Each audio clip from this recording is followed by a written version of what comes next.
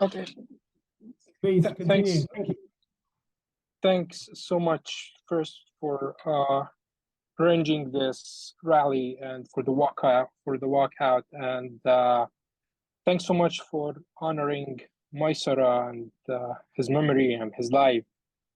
I just cannot put to words the personal loss that I myself had, losing my best friend, but also the loss for the medical community in Gaza and for Maisara's family and friends, for losing someone who was so kind, so compassionate, and just so dedicated to his work, his life, to improving the medical community and the healthcare services in Gaza. You know, and he was just lost because, unfortunately, the world has failed to impose a ceasefire, because Maisara and his family were moving just from one place to another, trying to survive, being the civilians that they are, until eventually, after almost a month on the war, they were killed while they were at home together, and they were trying to shelter from the bombs that were raining on them. Maisara was with his parents, with his siblings, and with his nephews and niece when the bombing hit their building. I spoke to Maisara's only surviving sister, who is in Austria, yesterday, just to offer condolences, as well as, offer support to her, and both for her but also for us, his close group of friends. It still feels unbelievable that Maisara was gone that way, and even more sadly, and sometimes I don't even dare to think about it, that his body is still under the rubble, because people in Gaza simply cannot get the bodies of their beloved ones from under the rubble to honor them and bury them. So not only did we lose Maisara by failing to achieve a ceasefire, I feel that we're also failing him by honoring his body as well.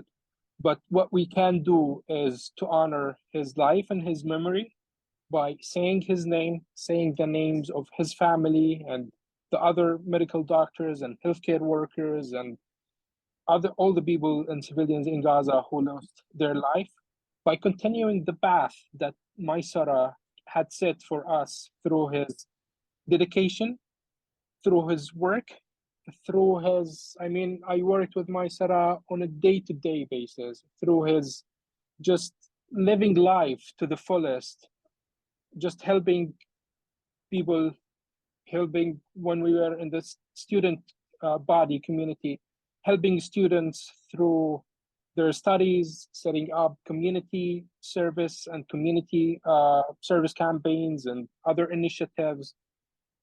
I think Maisara set a great example for us to do that. And the least we can do is to honor his life and the dedication that he had put into serving people, is by continuing to do that on an individual level, but more also on a collective level together as a group, and to continue saying his name, to continue saying his story, because he's not a number. His family are not numbers. Other people in Gaza who died are not numbers as well. Just like Maisara was dedicated, was passionate, was a great human being, the thousands of people who were sadly killed in Gaza, again, because of the failure to reach a ceasefire, they also have their stories. They also have their dedication and passion about the things they loved and the things they were working on and the things they hoped to achieve. So again, my final word is that what we can do and what we should do is follow their paths, follow and honor their memories by continuing the work that they were trying to achieve by making Palestine and Palestinians' lives better, by trying to give them as much of freedom as we can until they have the full freedom that they deserve and the full human rights that they deserve, like any other people on the planet. And thanks so much for everybody attending. I think Maisara would be happy. I don't want to say happy, but knowing that hundreds of people and thousands of people around the world are knowing about Maisara and protesting his death and honoring his memory, I think that's the condolence that we kind of have for his death, and that's what we can do and we should do.